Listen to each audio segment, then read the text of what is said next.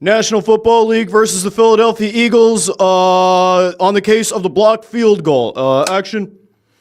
Your Honor, we have a problem here in the National Football League. As many of you are aware, we tried to ban a play known as the brotherly shove, the tush push at the owners' meetings. It did not come to fruition because some cowardly teams decided they did not want to ban the pushing of the tush, or as George Stephanopoulos calls it, the push tush. They didn't ban it, but we have a new play, Your Honor, we'd like to ban. It is called the blocked field goal. You see, the Philadelphia Eagles were losing 26-7 in week 3 of the regular season against the Los Angeles Rams. But late in the game, the Philadelphia Eagles sent 2 very large men, Jordan Davis and Jalen Carter, out to the field. And they blocked the field goal. And it was very upsetting to a lot of people.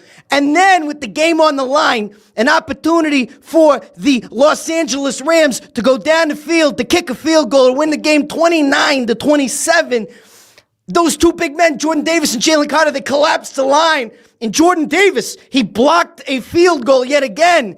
And then he not only blocked it and ended any chance of the Rams winning, he scooped that ball. He ran nearly 19 miles per hour, which is the fastest any player over 300 pounds has run since at least 2017. And he scored a touchdown. Your Honor, we have to ban the blocked field goal. The tush push didn't happen yet. Blocked the field goal. That has to get outlawed too. And while we're at it, our third play that we're going to be bringing up is called banning A.J. Brown from receiving the football and making big plays, like stepping over a guy like Allen Iverson in Game 1 of the 2001 NBA Finals. Your Honor, I'll let it rest with you.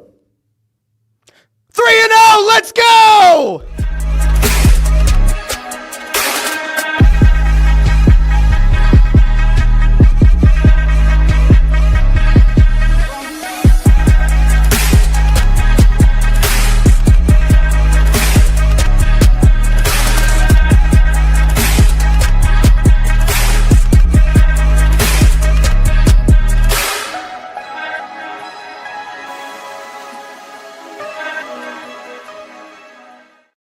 Oh,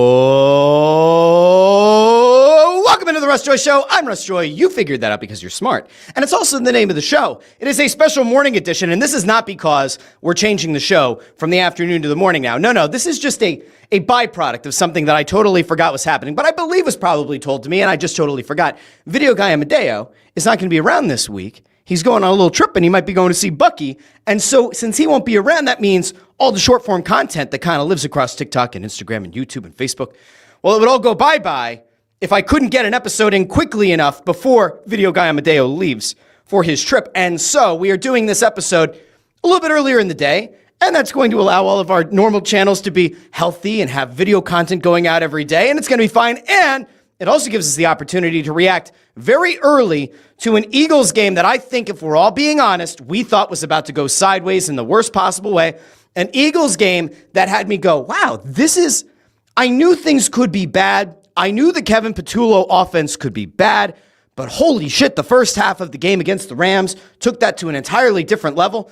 A tuna can offense, as we once described the Brian Johnson offense, and I believe even back to like the early Dougie P days, if I remember correctly, back on the original Crossing broadcast with myself, Kyle, and Lefko, we used to refer to Doug Peterson's offense at times as a tuna can offense. It was as wide as it was, tall. It was a tuna can. And so you didn't get a lot of balls going past let's say 10 yards from the line of scrimmage.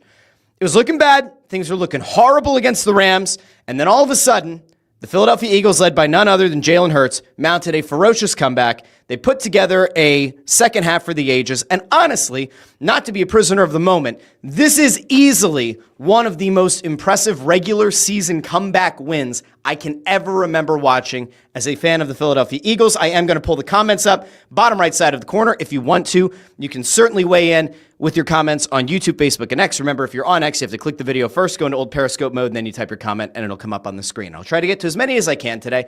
There are a lot of things I want to get to today. Now, some of them are stat-based. Some of them are the immediate reactions by some of the national media pundits that are out there as well.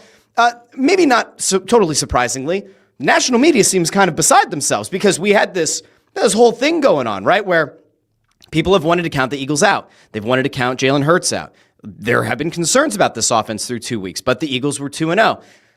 And it feels like now there's a little bit of a shift of narrative going on in the national media because the Eagles are now 3-0. They took down a Rams team that many consider to be the second best team in the National Football Conference. That is true. People believe that the Rams could legitimately be the second best team in the conference. I know that a lot of people would say the Packers, but the Packers did just blow a horrific game where they allowed the Browns to come back in a big way and take them down with a last-second field goal. The Cleveland Browns gave the Packers their first loss, and on this auspicious day, I guess, or auspicious day, the Eagles take down the Rams. And again, third quarter, it's 26-7. There is little to no life in this team. It looks as though the Eagles forgot about A.J. Brown again. There were moments where it looked like they were trying to get him involved in the game. We saw a lot of inside handoffs to Saquon Barkley that went much like they have gone in the first 2 weeks of the season, where they don't get you much. Seems like something is easy to be read by the defense. And so this offense was sputtering. And then there was a little bit of not a dust-up, but there was a little bit of a conversation in the second half on the sideline between Jalen Hurts and Kevin Patullo over on the sideline. And there was a video going around of where Hurts didn't exactly get in the face of his offensive coordinator, but he kind of got in the face of his offensive coordinator. And in doing so, he might have saved the game. He might have saved the season to some extent, because make no mistake about it, this was about as bad of a game as you could have had in the first half. And Hurts, at some point, something pivoted, something shifted, where this team went from being an overly conservative one into being one that allows their stars to go out and get the job done. It was something that A.J. Brown actually talked about after the game as well, that he's of the belief that, like, you have these guys, you have players on this team that are absolute bona fide studs. You have guys on this team who are absolute bona fide killers on this team. Saquon Barkley, A.J. Brown, Devontae Smith, Dallas Goedert. You have all those guys. At some point, you need to be willing to let off the reins, right? Let go of the reins a little bit and let those guys go out and lead, and let them lead in a meaningful way and find a way to win. And that's exactly what started to happen in the second half. Now, I will show you really quickly a couple of the things that happened in this game. And we'll, of course, get to some of the stats and some of the breakdowns. And listen, Jalen Hurts has just been incredible. I mean, let's start with this one. This is a stat that I think everybody is well aware of. But Jalen Hurts, in his last 17 games where he has started and ended the game, we take out that one game where he got knocked out with a concussion against the Commanders late last season. His last 17 games where he has started and finished a game, including the playoffs, Jalen Hurts is 17-0. That is absurd. That is crazy. That makes no sense, except that the guy is a winner. Now, it would be kind of ridiculous to sit back and say this was all Jalen Hurts in this game, because it wasn't. Listen, the defense made some big plays. We could start with a Zach Bond interception very early in this game against Matthew Stafford that felt like it was going to be a momentum shift. There were some solid defensive plays made even in the second half. Maybe the most consequential substitution made in the game, after Lane Johnson comes out with a stinger in his neck, Johnson comes out, they put Matt Pryor in at right tackle. It does not go well. Hurts gets demolished at one point. I mean, Hurts gets smacked upside the head. And it's a nasty-looking hit. It's a clean hit, but it's a nasty-looking hit. And so the Eagles ultimately choose that instead of having Matt Pryor go back in, they send Fred Johnson out to right tackle. And that was confirmed after the game. Fred Johnson has not practiced at right tackle. He has taken no snaps at right tackle, even, I guess, going back to the preseason. Ever since he's been here, at least this year, has not taken a snap at right tackle. And yet, Fred Johnson goes in, and it's almost like, do you remember when Brett Brown years ago talked about Jimmy Butler? And he said, well, there's an adult in the room. You know, James Butler was the adult in the room. It felt like that. They send Fred Johnson out. Fred Johnson solidifies the right side of the line. And all of a sudden, Jalen Hurts is once again afforded the opportunity to make plays in a meaningful way, to find seams in the defense if he needs to pick up some yards with his legs. There were some designed runs in this game, something that we haven't seen a whole lot of through the first 2 weeks of the season. We didn't see the breakdown at the line or everyone's covered, and so Jalen just makes things happen with his legs. We actually saw designed runs. We saw some options. But I want to go out to the thing that I kind of alluded to a little bit ago, which is Jalen Hurts goes over to the sideline and gets around Kevin Patullo, kind of gets into his face a little bit about whatever the hell is going on. Now, mind you, this doesn't happen when it's 26-7. This is as Jalen Hurts very clearly, like, something changed in this game No one came out after the fact and said, what was the pivotal shift? What actually changed? But when this game got to 26-21, Jalen Hurts goes up to Kevin Patullo on the sideline. I want you to just see really quickly what he does. He goes over, he's talking to his offensive coordinator, and very clearly, right? Like he's having a conversation. This is what you want to see. But he's talking to his guys. He's talking to the coaches on the sideline, telling them what he sees. This is what leadership looks like. This isn't a way to try to demean. It's not a way to try to embarrass. Jalen Hurts isn't going out of his way and getting overly demonstrative, right? He's going over, he's talking, he's meeting you at your level. If you're sitting on the bench until you stand up, he's meeting at your level. He's not trying to show you up. He doesn't have the arms and the hands going. I mean, God, if we saw that from Jalen Hurts, we'd know something is certainly amiss. Hurts did say after the game that sometimes things necessitate you kind of going out of character a little bit.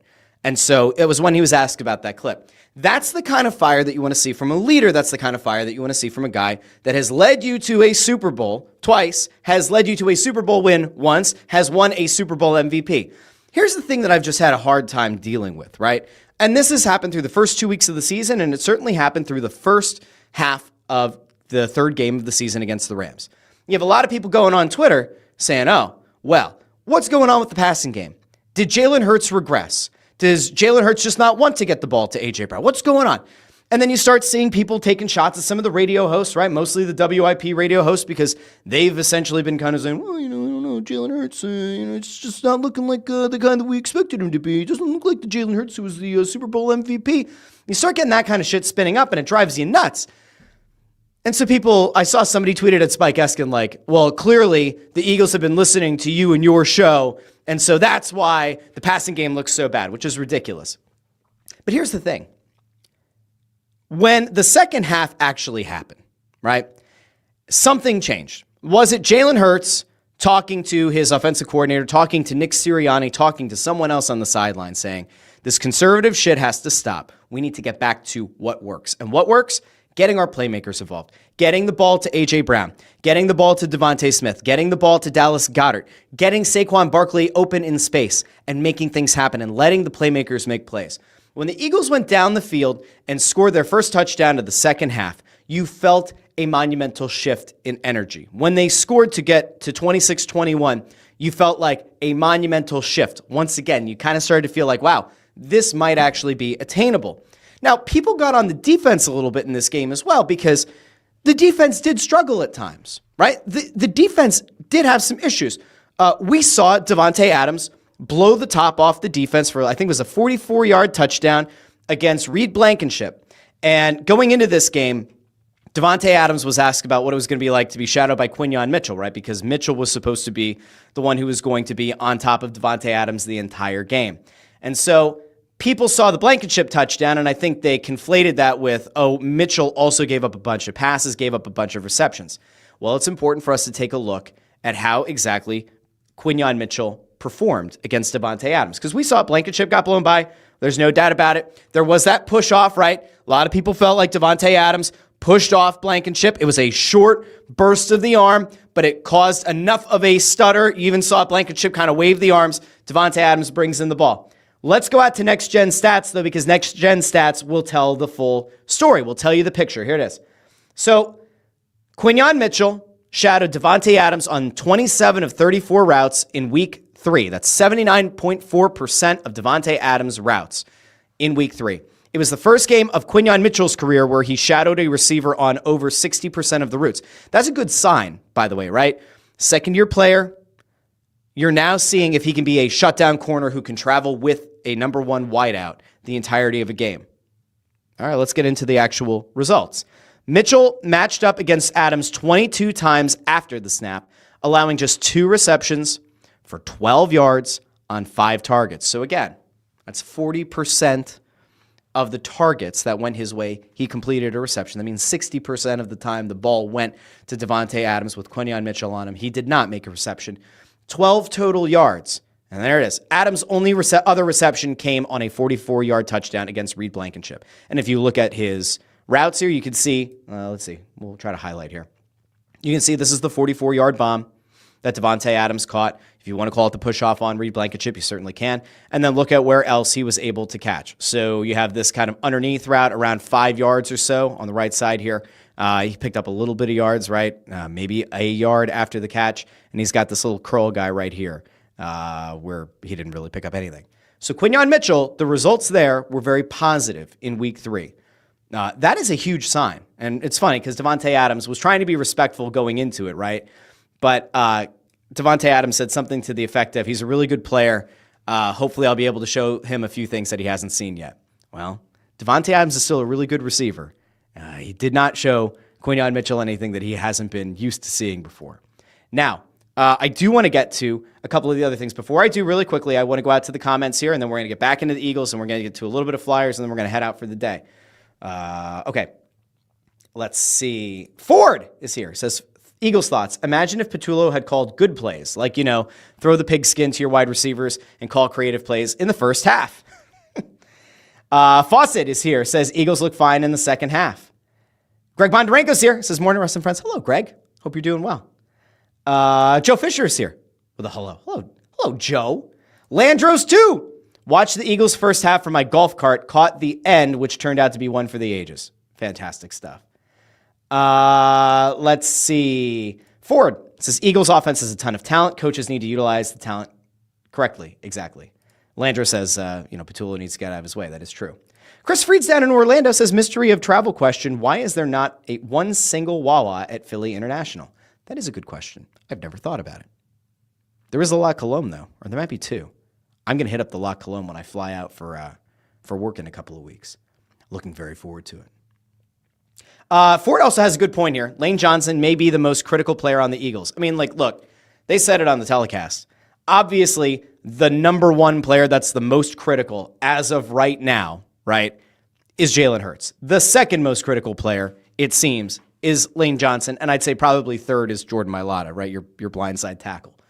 But man, when you lose Lane Johnson, thank God for Fred Johnson, man, because if Matt Pryor had to stay in that game, I'm not so sure that we're talking about a 3-0 Eagles team. And that's no offense to Matt Pryor. Might be a nice guy, might be a good player, just had a really bad day. But it was a rough day for Matt Pryor. You get Fred Johnson out there, who, again, looked like the adult in the room, and he got the job done. It's fantastic stuff. Now, here's Jalen Hurts, postgame, right? So Jalen Hurts talks to Pam Oliver down on the field after the game, and I think it's really important to kind of look at the body language of Jalen Hurts, listen to the words of Jalen Hurts, because, we all know that Jalen Hurts likes to be calm, cool, collected, composed. He typically has a comment that belongs on one of those posters in a principal's office or maybe a boss's office, right, where there's the image and then the one big word and a little subheading, motivation, the thing that gets people excited to go to work, whatever it is. Jalen Hurts usually has 1 or 2 of those locked and loaded. He did not have one of those immediately after the game with Pam Oliver, but I do want to go out to it because this to me felt like a very candid Jalen Hurts after Jordan Davis blocks the potential game-winning field goal for the Rams and takes it back to the house for a 33-27 win. Let's go out to Jalen Hurts. Jalen, what a comeback, a lot of memorable moments in this ball game. What are you going to take away from a victory like today? First of all, dude's smiling. I know that sometimes there's this idea that Hurts is so stoic. Does he actually enjoy the wins? Does he enjoy the games? Of course he does. Here he is, big smile, and you can see he's trying to formulate, all right, what quote am I going to give here? What kind of a motivational quote can I provide to Pam Oliver? All right, let's hear what he has to say. We're a few seconds in. We've heard this one before, Jalen. It's always good to get a win. Yes, we know. Yes, we know QB1. Continue. Something we gotta fix. So I love that part of it, right? And you should too. If you're an Eagles fan, you should love the fact that Jalen Hurts took accountability for the first half. Because as much as we like to dunk on Kevin Patullo, as much as we like to dunk on the offense from the first 2 weeks and the first half of this game against the Rams, because it looked bad, and they were not getting the ball to the biggest playmakers on the team, and they were not creating space or any kind of meaningful lanes for Saquon Barkley to, run to set up the pass game or get the ball to the playmakers on the outside to use the pass game to set up the run game. There still is some accountability that has to fall on the players. The play calling might suck, but the players still have to figure out a way to execute those plays and perhaps find the end zone a few times in the first half of a game. They didn't do it. So would it be easy for Jalen Hurts to say, first half, we're just going to shake it off? No. He says, we did this to ourselves. Like, he says, if this doesn't show you the kind of team we are, I don't know what will. That is talking about the holistic effort of the offense, the defense, special teams, that they put it all together, that they didn't give up. When they go down 26-7 in the second half, they don't give up, they fight back, and they just find ways to win. What do we always say? Good teams are able to win games that they should probably win. Great teams find a way to win. Generational teams, historic teams, potential dynasty teams, they find a way to find a win and to create a win from what otherwise appears to be a surefire loss. This was one of those games where if you are starting to lock yourself into the mentality of the Eagles have a legitimate chance of going back and winning a second Super Bowl, winning consecutive Super Bowls, maybe having their own version of a dynasty, this game against the Rams is the kind of game that should set off all of those good alarms in your head. Because this is a game that most teams in this league would have quit. This is a game at 26-7 in the second half that a lot of teams would have kind of rolled over and died, and yet this Eagles team didn't do that. All right, let's get back out to Jalen Hurts. We got to come out aggressive and play our game. I'm going to re-rack part of what he just said because this is something that you also heard from A.J. Brown post-game and I think is a very astute point. That first half, we got to get out of this playing not to lose. We got to get out of this playing not to lose. That overly conservative style we saw through 2.5 games. Here. So at the end there, we're going to fix the things we need to fix. Again, you're excited, you're elated. He's laughing about Jordan Davis going the length of the field, but he's not going to lose sight of the fact that, like, the first half was unacceptable. And I will go to this real quick because Chris Fried throws this idea out here. Eagles did not win this game. Rams lost it. Russ, you're reading too much into it. I disagree. This was not a case of the Rams flat out losing the game. Could we maybe try to find a middle ground here and say the Eagles played their asses off in the second half and the Rams failed to execute? Yes. I mean, listen, you're 2 field goals or even 1 blocked field goal away from this being a Rams win. Special teams executed on a different level. Jalen Carter and Jordan Davis next to each other were absolute dogs. I don't just mean Georgia Bulldogs, I mean dogs. They looked sensational. This offense found a rhythm, started eating some clock the way that you expect this Eagles offense to do it. And once the defense finally had an opportunity to rest because the Eagles offense was able to stay out on the field for a while, they certainly looked better. There were some big plays in this game. What was his name? Bennett making a few really good, smart plays in the secondary late in this game. A lot of things to look at in the second half and say, no, this wasn't just like the Rams choked the game away. The Eagles grabbed this game by the huevos, and they didn't let go. All right, let me go back to a couple of other things from this game before we move on and off the Eagles. We talked about the fact that Jordan Davis hit nearly 19 miles per hour. It is, as I said earlier, the fastest speed reached by a player 330 pounds or heavier since 2017. Now, there's a really important thing that we have to call out here, right? In the case of Jordan Davis, last year, I think all of us remember, there was a video going around of Brian Baldinger kind of calling out, and I think it's fair to say, calling out Jordan Davis, saying that Jordan Davis looked out of shape, that he didn't look like himself, didn't look like the guy the Eagles drafted. And what is one of the things that we knew about Jordan Davis going into this year? We said he looks great, he looks like he lost weight, looks svelte. Jordan Davis is showing you exactly why it's important that you have, one, a coach that holds you accountable. And I would say that that coach in this instance is Vic Fangio, the defensive coordinator. You have a coach who holds you accountable, and you have a player who realizes how important it is to heed their advice. Because make no mistake about it, Vic Fangio probably had at least 1 or 2 conversations with Jordan Davis about the weight and about how in order for him to be as impactful as he could be, the weight had to come down. And it did. And now you're seeing the benefit, right? You're seeing how it's benefiting the team, which has to give him a bit of a morale boost as well. Week 1, Jalen Carter, before a play has even been played, before a snap has been taken by the Cowboys, Jalen Carter, Spitgate. Dak spits, Jalen Carter spits on Dak, gets ejected from the game. Jordan Davis plays more snaps than he's ever played in a game, or a higher snap percentage than he's ever played in a game. Couldn't have done that if he's got 30, 40 extra pounds on him like last year. That was almost like the first kind of like tip of the cap that Jordan Davis was getting things done. We saw him collapse the pocket a lot in the second week of the season, and now in week 3, you see him go out there, and I'm not saying that the loss of weight is how he's able to get an extra inch or two on that leap and get that big paw up there to bat down the ball. But like, let's be real. Jordan Davis ain't running that ball back to the house for a touchdown with an extra 30 or 40 pounds on him. There's no chance in hell that would have happened. How do I know? Because he told us as much postgame. That's right. Jordan Davis opened up postgame and said, yeah, if this were last year and I blocked that field goal, I'm not running that shit back. There's no way. Let's go out to Jordan Davis here really quick. This is Jordan Davis postgame talking about the losing weight. Look at field goal block as just another play, just another down. Put your hands up, get off the field, check a box. But the way we talked about it on the sideline, we knew, especially off his last kick, we knew his angle. We knew his launch point when it's at the 30-yard line, somewhere around there. And we just hit. By the way, that sounds so scientific, doesn't it? I mean, we all kind of know that this is how it works.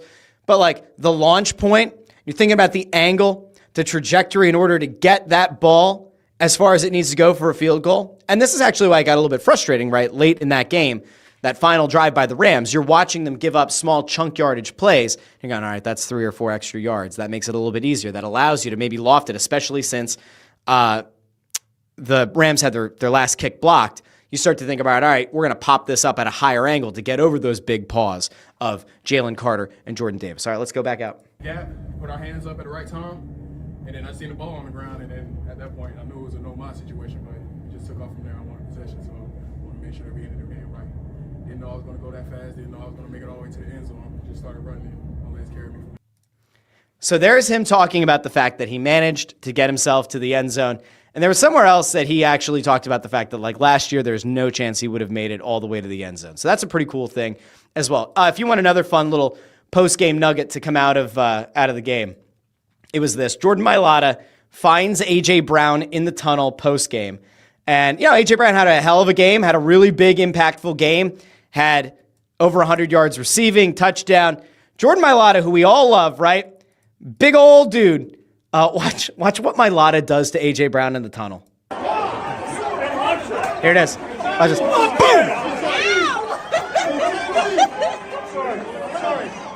I love this so much. He delivers like the little body shot. He goes, fuck yeah. And then when he sees A.J. Brown double, he goes, oh, I'm sorry. I mean, this is great. That's fun. You get Mailata just constantly apologizing. But that's like a fun little moment post-game between two of the most impactful players on this team. And they're taking things the right way. They're doing things the right way. Now, one of the things that I didn't show you from this game, and we're not going to do now, but one of the things that came out after the game, Jalen Carter talks to the media, and he's wearing a hell of a chain around his neck. And you go, all right, hold on a sec. I actually found it. Here we go. He's wearing this chain, and it's got a number 8 on it. And you go, all right, well, that's not Jalen Carter's number. Why the hell is Jalen Carter wearing a number 8 chain? So remember how last year in the playoffs, Jared Verse and Jalen Carter had a back and forth pregame? Well, in this game, pregame, Jared Verse ended up in the Eagles' end zone again. And now Carter went over, and it was a perfectly fine thing. And what's his name? Clint Hurt, the defensive line coach, was also with Jalen Carter. And they go over and they're chatting. But look at this. So this means that Jared Verse put his chain up, and there's a lot of money in that chain. He puts that chain on the line. So presumably, they had a chain for chain bet on who was going to win this game. Jalen Carter walks away with Jared Verse's chain, and that is not a cheap piece of bling. So that's a fun little nugget to come out of the game. Now, listen, we could also get into the fact that Jalen Carter had a moment in this game where he got called for a taunt again, and it was not a very smart thing to do, and it put the Eagles closer to their backs against the end zone. Not ideal. Okay, fine. We could. Now, last thing I want to get to from the Eagles game before we pivot to the Flyers and to a sad note and also a little bit of a good note on the Flyers. I want to get to Dan Orlovsky this morning talking over on Get Up because we knew, right, going into the season that there were a lot of doubters around Jalen Hurts. There were a lot of doubters about where Jalen Hurts belonged in the hierarchy of quarterbacks. We saw him ranked around 9. We saw him ranked around 11. Some people would argue maybe like 3 or 4, but certainly we were getting a lot of 9s, some 10s. There was a question in local radio, is Jalen Hurts not even going to make the top 25 of the NFL top 100 list, which was ridiculous at the time. But I want to go out to Orlovsky because I feel like this is where you're going to start to see a shift of narrative around Jalen Hurts. Let's go out to Orlovsky. And that second half was about as good as I've seen him play. I think it's about as good as you can play. I mean, there was 3 or 4 plays in that second half that you go, that's the play of the game. That's the play of the game. The double And that is true. move to A.J. Brown, the touchdown pass to A.J. Brown when he checks it, the 3rd and 10 in route to Devontae Smith, the 4th and goal ball where he sees the safety and Devontae wins on that little out route. It was just These are all smart plays. These are all smart calls. All right. unbelievable. I love the way that they put A.J. Brown by himself on those 3rd downs and said, we got the best receiver in football, or certainly one of them. Let's go give him a chance. And That's one of the things, right, that Hurts essentially said postgame. Got to get out of this play not to lose. Let the winners win, okay? thing that stands out to me, the throws are perfect. As much as sometimes, and I've been critical of this. Here you go. Is Jalen Hurts that good at throwing the ball? Now, AJ going back, strong hands on some of those curl routes. But the fact that they made that adjustment to put AJ by himself and said, this is not a hard call, by the way, to put A.J. Brown out by himself if they're going to only single cover him. Okay. go win. Jalen made the plays, and I think that Fred Johnson going to right tackle was a big deal because after Lane Johnson got hurt prior. Dan Orlovsky and I are on the same page. Anyway, the rest of what he has to say is essentially all that, right? It's just a lot of smart, heady plays, and it is a guy that has been doubted who continues to find ways to win in this league and find ways to win in a meaningful way. So that's good, and we can all feel good about it. Now, I was going to take you to one thing with the Flyers, and there's a sad thing that came out of Flyers land, and I want to end with Flyers land, and I saw this comment here by Idol76 say, disrespectful, you didn't start the show off about Bernie's passing, because I want to get to Bernie at the end of the show, not at the start of the show, and there's a reason for it, and I'll get there in a second. If you are a Flyers fan, you got to see a couple of things on Thursday night that should make you feel pretty good. Now, admittedly, I did not watch the full game in its entirety, but I did see enough of the game to get a better feel for like some of the things that we could very much have an eye on throughout training camp, throughout the preseason, and then going into the season. Most notably, there is a clip going around on Twitter this morning of a Nikita Grabenkin, Trevor Zegras, Matvei Mishkov line, and their ability to keep possession, maintain possession in the offensive zone at 5-on-5.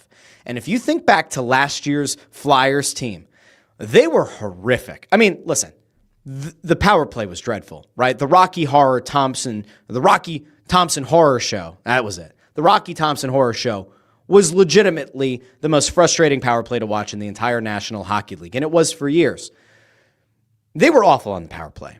But man, there were times at 5-on-5 where you would watch the Flyers and just wonder how they ever scored a goal, right? Because they would spend so much time in their own end. They couldn't break the play out. They couldn't win the puck on a 50-50 puck in the neutral zone. And when they'd get into the offensive zone, it would often look like they were shorthanded, right? It looked like they didn't have the ability to possess the puck. They didn't have any creativity or anyone who could execute at a high enough level.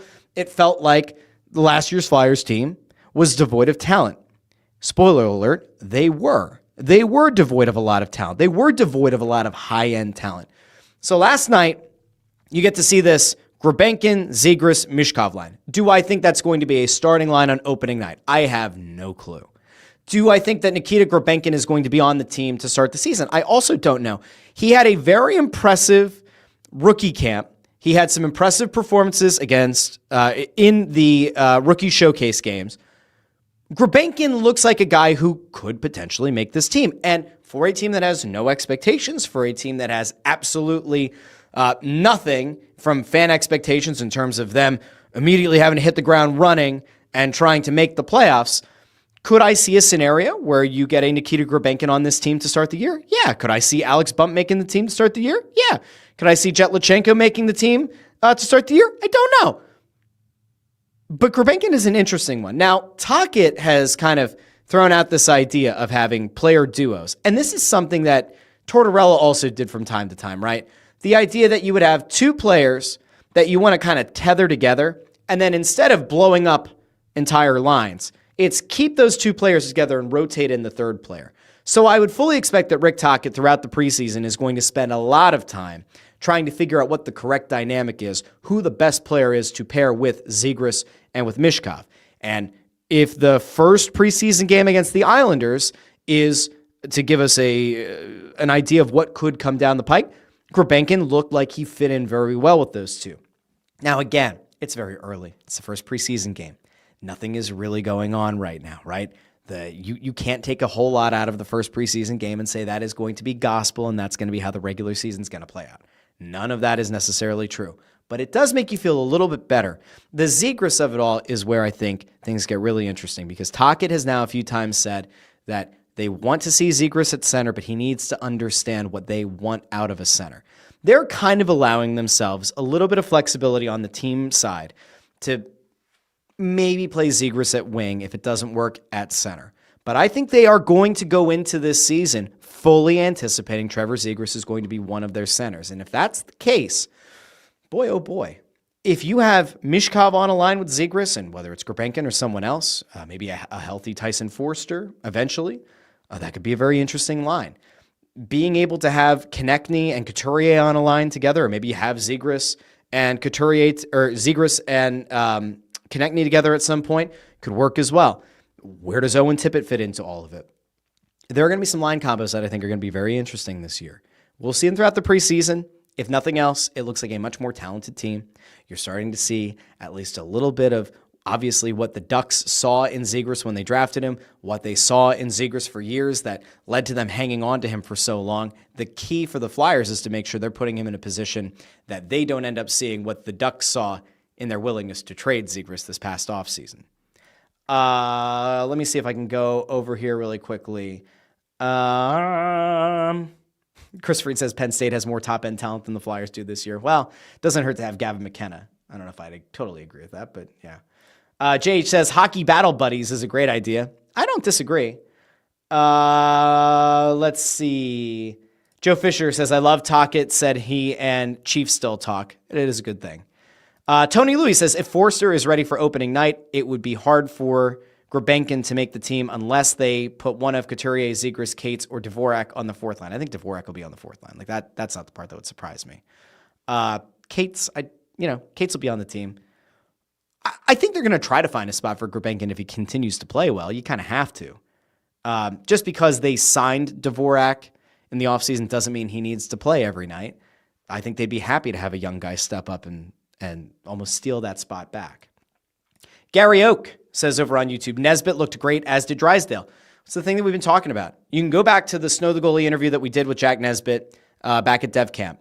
Keeps talking about that first stride. If he can speed up that first stride, make it a powerful first stride, and get himself on the move faster, right, with more momentum, it's going to allow him to break out, and it's going to ultimately lead to a lot more success at the NHL level. Now, the good news, obviously, is that he still has time. He has time to develop. There's nobody right now holding the proverbial gun to the head of the Flyers front office saying Jack Nesbitt needs to be on the team to start this year.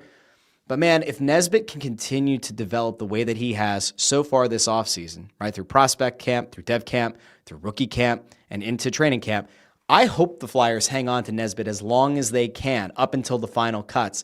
Give him as much of an opportunity to play around these coaches and with this organization and with the top-end players on this team. And there is a non-zero chance that next year, if things continue on their current trajectory, that Jack Nesbitt could be on this team as early as the 26-27 season. Could happen. He's a huge body. I want to take you guys back to what Schaefer said going into the NHL draft. Schaefer said that the biggest horse in the league, the biggest horse in this draft class, was none other than Jack Nesbitt. And if that's the case, we are bound for potential greatness, my friends. I am very intrigued by Jack Nesbitt as a prospect. I'm very intrigued by Jack Nesbitt as a guy who I think is ultimately going to help this team win in the future.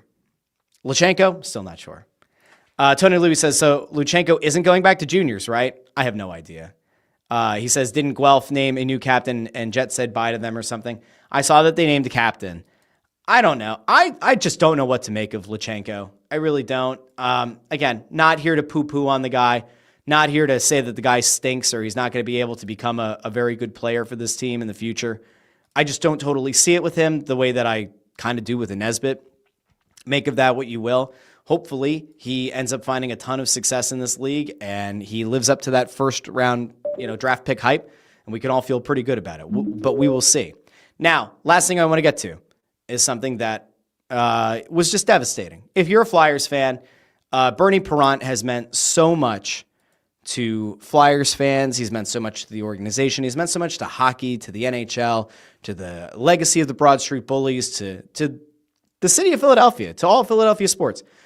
And I never have had a death in the Philly sports landscape kind of hit me the way that the Bernie Parent one did. Now, when Roy Halladay died, I'd never met Roy Halladay. It was just sad because of how young he was and how you kind of think about how a guy like that should have a lot of years left in him as a coach. Somebody who would be around at all of the Hall of Fame inductions, the Wall of Fame inductions, would be a guy that would be around this organization, maybe eventually take on a commentary role. Like, we all kind of expected that was going to happen with Roy Halladay, right?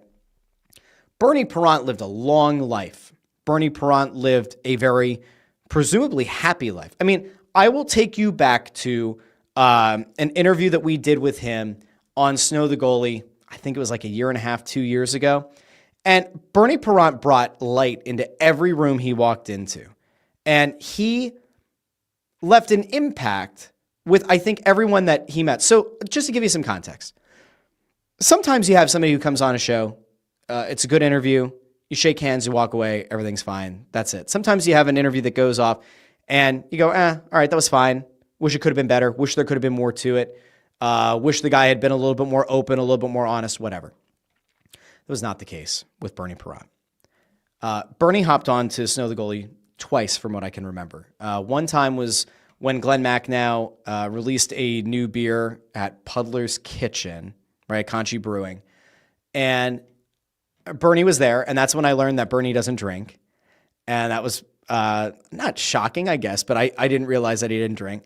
And so at that event, I got off the one of the mics. We only had 3 mics that night. I got off, and Bernie asked for a club soda. So I went, and I went to the bar. I waited in line. I got a club soda for Bernie. Happy guy, happy-go-lucky man.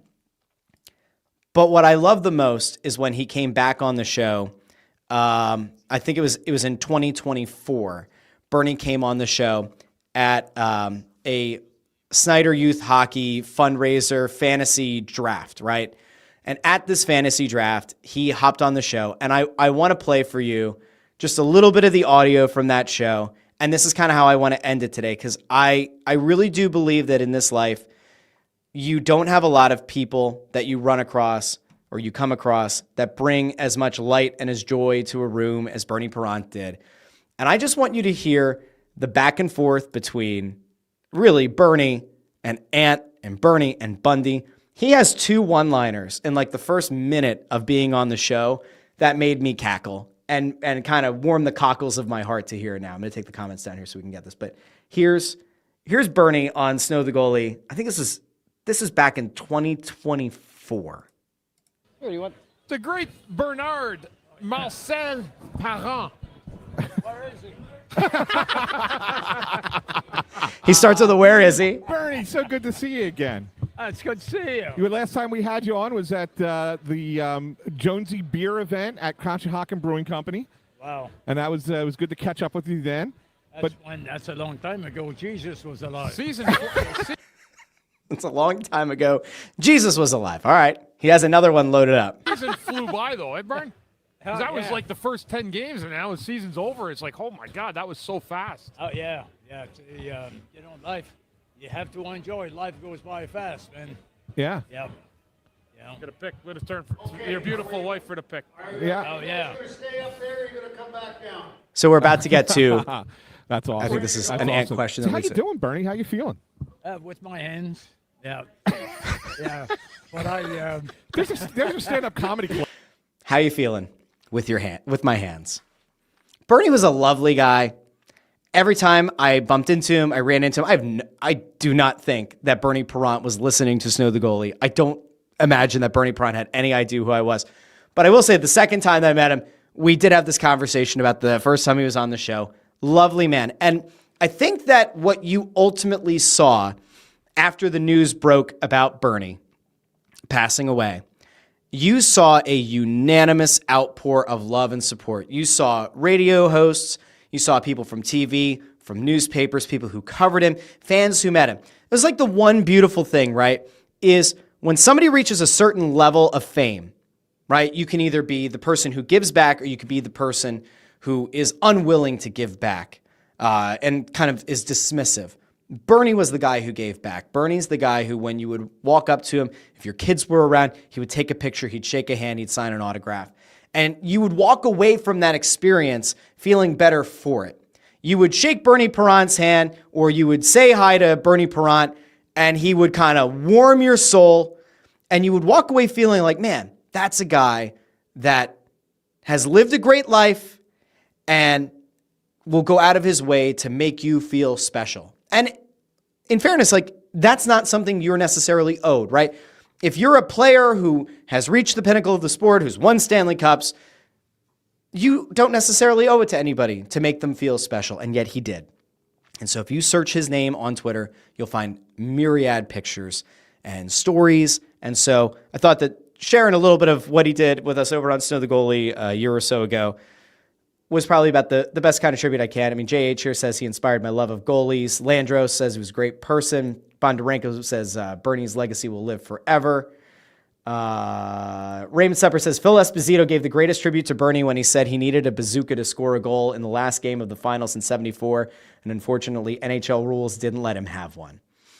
Gary Oak says Bernie reminds me a lot of my grandpa. Even though I never met him in person, he lives on, and the stories of his kindness, cleverness, and spirit, what a guy. I think it's a great place to end. I wanted to end on a little bit of an uplift, end up on a little bit of positivity. You find a little bit of sadness, some darkness, but this is really just a sadness, right? That even though he's lived a full life, it feels like he had more life to give. And so we wish his family and his friends and everybody who's been impacted by the passing of Bernie Sanders, we wish them all of the best. A great guy, somebody who did bring a lot of smiles to a lot of faces in this area and in the hockey community as a whole. So thank you, and rest in peace to Bernie Parent. I will be back on Wednesday here on the Russ Joy Show. Until then, do me a favor, like the video, share the video, and subscribe on YouTube. You can also subscribe to the Joy Media channel on YouTube. You can subscribe to both of those channels on Facebook as well. You can also find the podcast wherever you get your podcasts, Apple Music, Spotify, Pandora, Amazon Music, wherever you get your podcasts. Do me a favor, leave a 5-star rating if you can on Spotify and Apple Music. If you can leave, or Apple Podcasts, if you can leave a 5-star review on Apple Podcasts, I'll read it on the show. And do me a favor, on TikTok, Instagram, Facebook, YouTube Shorts, if you see the short form content, give it a thumbs up, follow the channels, follow the accounts there. I will be back. Did I say Bernie Sanders? Did I say Sanders? All right, if I said Sanders, rest in peace to Bernie Parent, not Bernie Sanders, at least that we know of. All right, it's time to go. I hope everybody has a great day. I will be back on Wednesday here on the Russ Joy Show. Until then, I've been Russ Joy, but you knew that already because you're smart. It's also the name of the show. Have a great day, everybody. Talk to you very soon. Bye now.